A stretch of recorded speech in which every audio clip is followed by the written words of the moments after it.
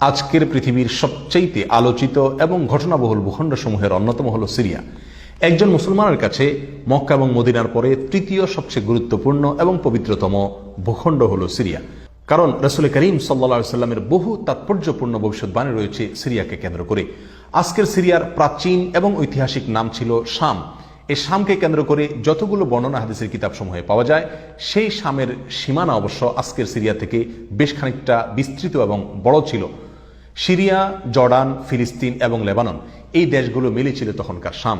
অবশ্য তখনকার শামের সবচেয়ে প্রধান এবং বড় অংশ যেহেতু আজকের সিরিয়ায়, সেই জন্য সিরিয়াকেই সাধারণত শাম বলা হয়।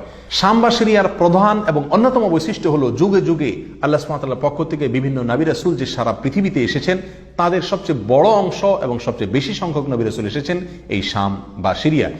শাম বা সিরিয়া এটাই কিয়ামতের ময়দান হবে। কিয়ামতের দিন লোকেরা এখানেই সমবেত হতে থাকবে। এর বাইরেও শাম বা সিরিয়া প্রসঙ্গে রাসূল করিম সাল্লাল্লাহু আলাইহি ওয়াসাল্লামের আরো অনেক গুরুত্বপূর্ণ মন্তব্য এবং বক্তব্য রয়েছে। সামান্য কয়েকটি বক্তব্য আজ আপনাদের সম্মুখে আমরা পেশ করতে চাই। তার মধ্যে এক নম্বর হলো সহিহ বুখারীতে বর্ণিত হয়েছে, নবী আলাইহিস সালাতু ওয়াস সালাম বলেছেন, লা তাযালু তায়ফাতুম মিন উম্মতি মানসুরিন লা ইয়াদুররুহুম মান খাযালাহুম হাত্তা তাকুমাস সাআ।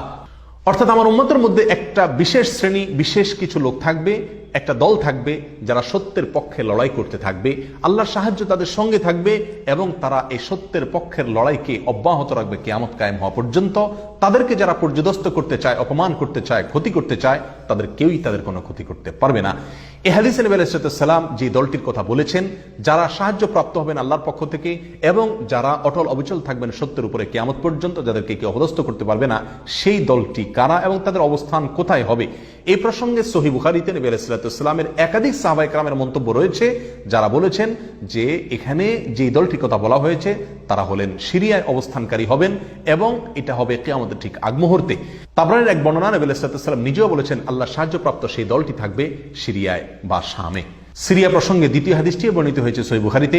বিখ্যাত সাহাবী আব্দুল্লাহ ইবনে ওমর রাদিয়াল্লাহু তাআলা আনহু বলেছেন, রাসূল করিম সাল্লাল্লাহু আলাইহি ওয়াসাল্লাম ইরশাদ করেছেন, আল্লাহুম্মা বারিক লানা ফি শামিনা ওয়া ফি ইয়ামানিনা। অর্থাৎ আল্লাহ আমাদের সিরিয়ায়, আমাদের ইয়ামানে আপনি বরকত দান করুন। এই কথা বলার পরে উপস্থিত লোকেরা বলল, ইয়া রাসূলুল্লাহ ওয়া ফি নাজদিনা, আমাদের নজদেও আল্লাহ বরকত দান করুন, সেই দোয়া করুন আপনি। নবী আলাইহিস সালাম তাদের কথায় কর্ণপাত না করে আবারও বললেন, আল্লাহুম্মা বারিক লানা ফি শামিনা ওয়া ফি ইয়ামানিনা। লোকেরা আবারও বললেন, ওয়া ফি নাজদিনা, আমাদের নজদেও। নবী আলাইহিস সালাম তখনও একই কথার পুনরাবৃত্তি করলেন এবং পরিশেষে বললেন, নাজদ সেই জায়গায় তো ফিতনা ফাসাদ হবে, সেখানে তো হত্যা, মারামারি, খুনাখুনি হবে, সেখানে তো ভূমিকম্প দেখা দিবে এবং সেখান থেকে তো শয়তানের শিং উত্থিত হবে, সেখান থেকে তো শয়তানের শিংয়ের আবির্ভাব ঘটবে, বের হবে। এখানে নাজদ বলতে কোন এলাকাকে বোঝানো হয়েছে, এই প্রসঙ্গে মুহাদ্দিসিনে কেরামের বেশিরভাগের মন্তব্য হলো নাজদ বলতে ইরাককে বোঝানো হয়েছে। নাজদ বলা হয় উঁচু অঞ্চলকে, আরবের বিভিন্ন অঞ্চলকে নাজদ বলা হয়। হেজাজ এটাকেও নাজদ বলা হয়, যেটা সৌদি আরবের ভিতরে, আর ইরাককেও নাজদ বলা হয়। সহিহ বুখারীর বিশ্ববিখ্যাত ব্যাখ্যাতা আল্লামা কিরমানী রাহিমাহুল্লাহ এবং আল্লামা খাত্তাবী রাহিমাহুল্লাহ এবং আল্লামা ইবনে আব্দুল বার রাহিমাহুল্লাহ সহ অনেক বড় বড় মুহাদ্দিসিনে কেরাম এবং হাদিসবিদগণ মন্তব্য করেছেন যে হাদিসের শেষ অংশে নবী আলাইহিস সালাম যে নাজদ প্রসঙ্গে মন্তব্য করেছেন, সেখানে নাজদ বলতে ইরাককে বোঝানো হয়েছে। হাদিসের সবচেয়ে বড় সমাহার কানজুল উম্মালে আবু নাঈমে বর্ণিত নবী আলাইহিস সালামের এক হাদিসে পরিষ্কারভাবে নবী আলাইহিস সালাম নিজেই বলে দিয়েছেন এখানে নাজদ বলতে ইরাককে বোঝানো হয়েছে। যাই হোক, এই হাদিস থেকে আমরা বুঝতে পারলাম বরকত নবী আলাইহিস সালাম চেয়েছেন আল্লাহর কাছ থেকে এই শাম বা সিরিয়ার জন্য। তাহলে এই শাম বা সিরিয়া এটা গুরুত্বপূর্ণ একটি জায়গা এবং নবী সাল্লাল্লাহু আলাইহি ওয়াসাল্লামের কাছে খুবই প্রিয়, আল্লাহর কাছে খুবই তাৎপর্যপূর্ণ একটি ভূখণ্ড। তৃতীয়ত যে হাদিসটি আমরা এই প্রসঙ্গে পেশ করতে চাই, সেটি বর্ণিত হয়েছে সুনানে আবু দাউদে এবং মুসনাদে আহমদে।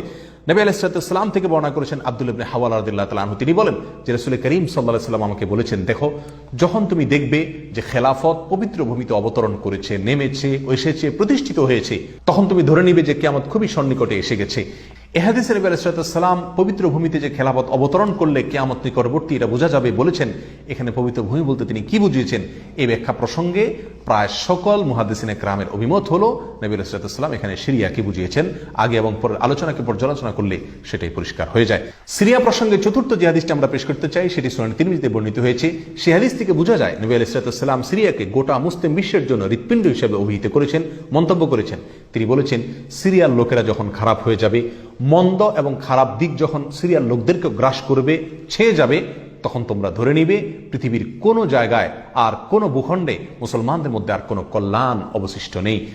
অর্থাৎ হৃৎপিণ্ডের মতো সিরিয়ার মানুষের মধ্যে যখন পচন ধরবে তখন গোটা দেহে, গোটা মুসলিম বিশ্বের মধ্যেই পচন তার আগেই ধরে গেছে, এটা পরিষ্কারভাবে বোঝা যাবে। এ হাদিস থেকেও সিরিয়া অত্যন্ত গুরুত্বপূর্ণ ভূখণ্ড, সেটা পরিষ্কারভাবে আমরা বুঝতে পারি। সিরিয়া প্রসঙ্গে 5 নম্বর হাদিসটি বর্ণনা করেছেন আবু হুরায়রা রাদিয়াল্লাহু তাআলা আনহু, আর এটি বর্ণিত হয়েছে সুনান ইবনে মাজায়।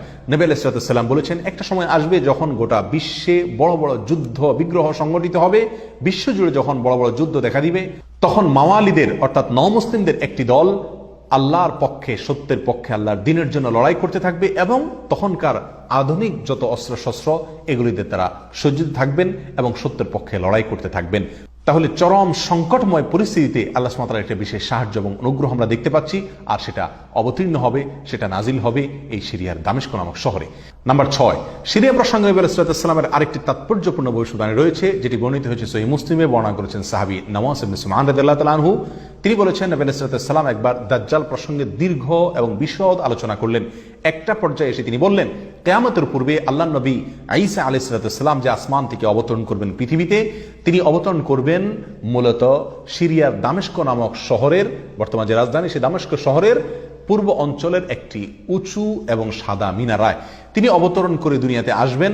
এসে সারা পৃথিবী জুড়ে তাণ্ডব চালানো দাজ্জালের বিরুদ্ধে তিনি লড়াই করবেন এবং সিরিয়ার এই লুদ নামক জায়গায় তিনি দাজ্জালকে হত্যা করবেন। একজন মুসলমানের কাছে যে সিরিয়ার ভূখণ্ডটি অত্যন্ত তাৎপর্যপূর্ণ তা পরিষ্কারভাবে হাদিসের মাধ্যমে ফুটে ওঠে। নাম্বার 7, তিরমিজি বর্ণিত এক হাদিসে আসছেন, নবী আলাইহিস সালাম ইরশাদ করেছেন, কিয়ামতের পূর্বে ইয়েমেনের হাজরামাউত নামক শহরে সেখানে আগ্নোৎপাত দেখা দিবে, আগ্নেয়গিরি দেখা দিবে এবং সে আগুন মানুষকে ধাওয়া করতে থাকবে।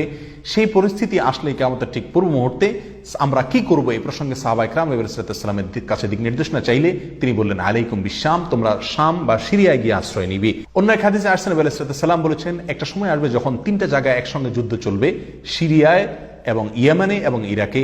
একজন সাহাবী প্রশ্ন করলেন, ইয়া রাসূলুল্লাহ, আমাকে ওই সময় আপনি কোন পক্ষের হয়ে লড়াই করার জন্য নির্দেশ করবেন? নবী আলাইহিস সালাম বলেছেন, তুমি শামের হয়ে অর্থাৎ সিরিয়ার হয়ে তুমি লড়াই করবে, আর যদি সিরিয়া হয়ে লড়াই করার সামর্থ্য তোমার না থাকে তাহলে ইয়ামানের পক্ষ তুমি অবলম্বন করবে। এই হাদিসে একেবারে পরিষ্কারভাবে সিরিয়ার গুরুত্ব এবং তাৎপর্য আমাদের কাছে ফুটিয়ে তুলছে। নাম্বার 8, মুসনাদে আহমদ সহ বহু হাদিসের কিতাবে বর্ণিত হয়েছে, কিয়ামতের পূর্বে যে আগ্নেয়গিরি দেখা যাবে, যে আগ্নোৎপাত দেখা দিবে, সে আগুন মানুষকে ধাওয়া করতে থাকবে এবং সারা পৃথিবীর মানুষকে ধাওয়া করতে করতে করতে একটা জায়গায় একত্রিত করবে, আর সেটি হলো সিরিয়া। নবী আলাইহিস সালামের ভাষায় আরদুল মাহশারি ওয়াল মানশার, অর্থাৎ সিরিয়াই হবে কিয়ামতের ময়দান। কিয়ামতের সময় সারা পৃথিবী থেকে মানুষ সমবেত হয়ে এই সিরিয়াতেই একত্রিত হতে থাকবে। নাম্বার 9, নবী আলাইহিস সালাম আরেক হাদিসে বলেছেন, মালায়েকাতুল্লাহি বাসিতু আজনিহাতাহুম আলা শাম, আল্লাহর ফেরেশতাগণ সিরিয়ার উপরে তাদের ডানাকে ছেয়ে আছেন অথবা ছেয়ে থাকবেন। এই হাদিস থেকেও শাম বা সিরিয়ার গুরুত্ব করে পরিষ্কারভাবে ফুটে ওঠে। নাম্বার 10, এক হাদিসে আসছেন, নবী আলাইহিস সালাম তার এক স্বপ্নের বিবরণ দিতে গিয়ে বলছেন যে, আমি একবার শুয়েছিলাম, দেখলাম আমার মাথার নিচ থেকে আল্লাহর কিতাবকে ছিনিয়ে নিয়ে যাওয়া হলো এবং সেটাকে যখন নিয়ে যাওয়া হচ্ছে আমি তাকিয়ে থাকলাম কোথায় নিয়ে যাওয়া হচ্ছে। দেখলাম যে একটা আলোক রশ্মি চলে যাচ্ছে এবং যেতে যেতে সিরিয়ার ভূমি পর্যন্ত সেটা চলে গেল এবং সেখানে গিয়ে অবতরণ করলো। এরপর নবী আলাইহিস সালাম বললেন, আলা ইন্নাল ঈমানা ইযা ওয়াকাআতিল ফিতানু বিশাম, অর্থাৎ যখন সারা পৃথিবীতে ফিতনা ফাসাদ ছেয়ে যাবে তখন ঈমানের ঠিকানা হবে সিরিয়ায়, আর ঈমানদারদের আশ্রয়স্থল হবে, শেষ ভরসা হবে সিরিয়া। সম্মানিত ভাই বন্ধুগণ, এই হাদিসগুলো থেকে পরিষ্কারভাবে ফুটে উঠলো যে মক্কা মদিনার চাইতেও ঘটনাবহুল হবে কিয়ামতের পূর্ব মুহূর্তে শাম বা সিরিয়া নামক ভূখণ্ড। আর সে শাম এবং সিরিয়াতে আজকে জুলুমের স্টিম রোলার চলছে। সারা পৃথিবীর সবচাইতে বড় কসাইখানায় পরিণত হয়েছে শাম বা সিরিয়া। এখানকার নিরীহ নারী, পুরুষ, শিশু, সাধারণ মানুষ আজ তাদের রক্ত সম্পূর্ণ হালাল মনে করা হচ্ছে। ত্রিমুখী বা চতুর্মুখী লড়াইয়ে আজ সেখানকার মানুষ বলির পাঁঠা হয়ে গেছে। সারা পৃথিবীর সবচেয়ে বড় কসাইখানায় পরিণত হয়েছে। সেখানকার নারী, পুরুষ, সাধারণ মানুষ সকলের আর্তনাদে আকাশ বাতাস ভারী হয়ে উঠছে। জালেম অত্যাচারীদের জুলুমে সেখানে রক্তের গঙ্গা, রক্তের বন্যা আজকে বয়ে চলেছে। আল্লাহ সুবহানাহু ওয়া তাআলা আমাদেরকে ক্ষমা করুন। আমাদের অক্ষমতা, আমাদের অপারগতা, আমাদের অলসতা, আমাদের উদাসীনতা, আমাদের দায়িত্বহীনতা এর জন্য না জানো আল্লাহর গজব আমাদের উপরে, আল্লাহর আযাব না যেন আমাদের উপরে নাজিল হয়। আজ সারা বিশ্ব বিবেক নীরব হয়ে আছে, মুসলিম বিশ্ব পর্যন্ত নীরব দর্শকের ভূমিকা পালন করছে। আপনার আমার মতো সাধারণ মানুষ আজকের বিশ্ব ব্যবস্থা আমাদের হাত পাকে একরকম বেঁধে রেখেছে, আমরা তাদের পাশেও দাঁড়াতে পারছি না। অতএব কমপক্ষে আল্লাহর কাছে দোয়া করি, আল্লাহ আমাদের অক্ষমতাকে ক্ষমা করুন, আল্লাহ তাদের সাহায্য করুন, তাদের সহযোগিতা করুন। জালেমদের কালো হাতগুলোকে আল্লাহ সুবহানাহু ওয়া তাআলা ভেঙে চুরে চুরমার করে দিন। প্রিয় বন্ধুগণ, নিরাশ হওয়ার কোনো কারণ নেই। সিরিয়ার মানুষদের দিয়ে আল্লাহ সুবহানাহু ওয়া তাআলা অনেক বড় খেদমত নেবেন। হয়তো তাদের পরীক্ষা চলছে, আল্লাহর সাহায্য ইনশাআল্লাহ অচিরেই আসবে। আল্লাহ সাহায্য তাদের সঙ্গে আসুক এবং সকল প্রকার জালিমদেরকে আল্লাহ সুবহানাহু ওয়া তাআলা ধ্বংস করুন, সেই দোয়া আল্লাহ সুবহানাহু ওয়া তাআলার কাছে আমরা রাখি। ওয়া আখিরু দাওয়ানা আলহামদুলিল্লাহি রাব্বিল আলামিন। ওয়াসসালামু আলাইকুম ওয়া রাহমাতুল্লাহি ওয়া বারাকাতুহু।